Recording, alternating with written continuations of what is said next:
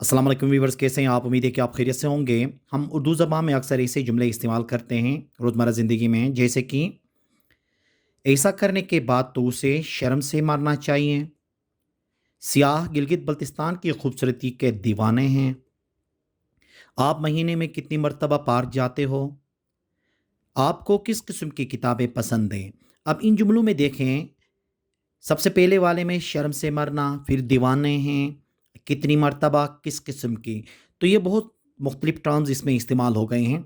अब ऐसे जुमलों को जब हम ट्रांसलेट कर रहे होते हैं इंग्लिश में, तो वो कौन से स्ट्रक्चर या वो कौन से फ्रेज़ हम इस्तेमाल करेंगे जिसके ज़रिए आसानी से हम इसको इंग्लिश में बोल सकें। तो आइए इस लेक्चर में इनको तफ़सीलन डिस्कस कर लेते हैं। सबसे पहले देखें हम शर्म से मर जाना के लिए क्या इस्तेमाल कर सकते हैं, वो पढ़ेंगे die of Shem.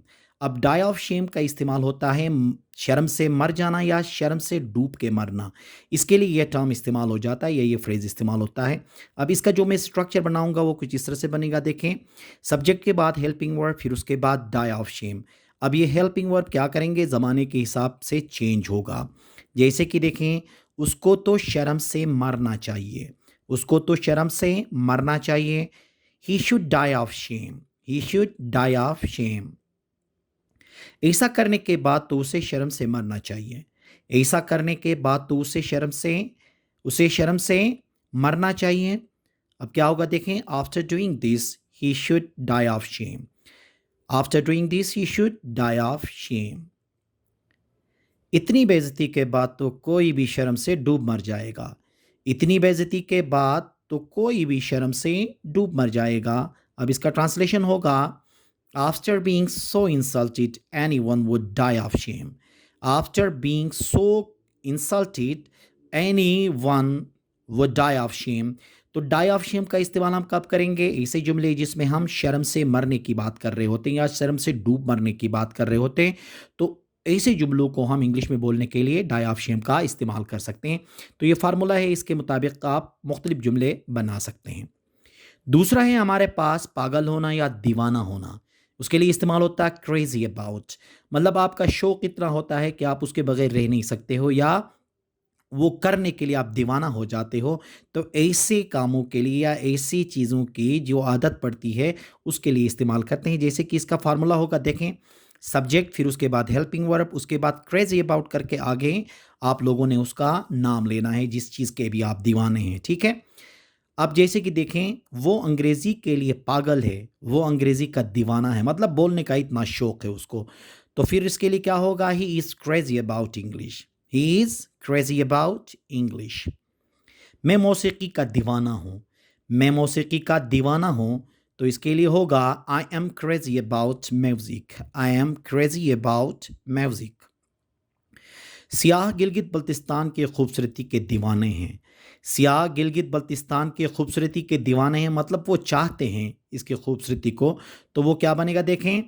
Tourists are crazy about the beauty of Gilgit Baltistan, tourist are crazy about the beauty of Gilgit Baltistan. तो किसी चीज़ का दीवाना होना, उसके लिए इस्तेमाल होता है क्रेजी अबाउट।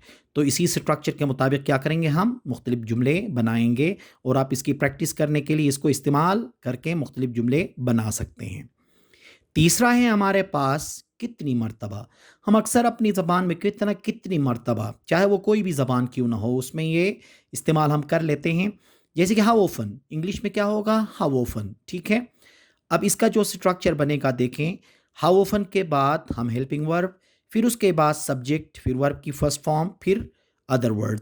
या हम इसको ये भी कह सकते हैं कि हाउ ऑफन के बाद आप इंट्रोगेटिव का फार्मूला लगा सकते हो, किसी भी टेंस का इंट्रोगेटिव आप इस्तेमाल कर सकते हो। जैसे कि देखें, आप महीने में कितनी मर्तबा पार्क जाते हो, आप महीने में कितनी मर्तबा पार्क जाते हो। How often do you go to park in a month, how often do you go to park in a month. आप इस्लामाबाद कितनी मर्तबा गए हो, आप इस्लामाबाद कितनी मर्तबा गए हो। How often have you been to Islamabad, how often have you been to Islamabad. वो यहाँ कितनी बार आया था,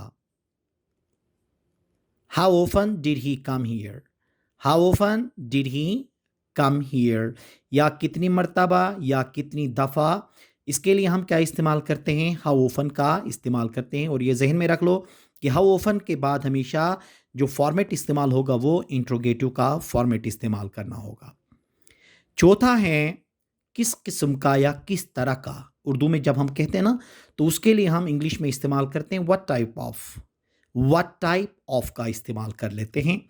अब इसका फार्मूला व्हाट टाइप ऑफ के बाद नाउन, फिर हेल्पिंग वर्ब, फिर सब्जेक्ट, फिर जाके हेल्प वर्ब की कौन सी फॉर्म इस्तेमाल करेंगे, फर्स्ट फॉर्म इस्तेमाल कर लेंगे। जैसे कि देखें, आपको किस किस्म की किताबें पसंद हैं, आपको किस किस्म की किताबें पसंद है कह सकते हैं, या हम ये भी कह सकते हैं आप किस तरह की किताबें पसंद करते हो। ठीक है, दोनों के मायने क्या हैं, सेम है। अब क्या होगा देखें, what type of books do you like. What type of books do you like. आपको किस किस्म का लिबास पसंद है, आपको किस किस्म का लिबास पसंद है। What type of dress do you like. What type of dress do you like. आप किस किस्म का मोबाइल ख़रीदना चाहेंगे, आप किस किस्म का मोबाइल ख़रीदना चाहेंगे। अब क्या होगा देखें, what type of mobile do you want to buy. What type of mobile do you want to buy. तो जहाँ कहीं पे भी हम किस किस्म या किस तरह का लफ्ज़ इस्तेमाल कर लेते हैं, या इस किस्म के जो उर्दू होती है उसको जब हम इंग्लिश में बोलना चाहें तो हम इस्तेमाल करेंगे व्हाट टाइप ऑफ।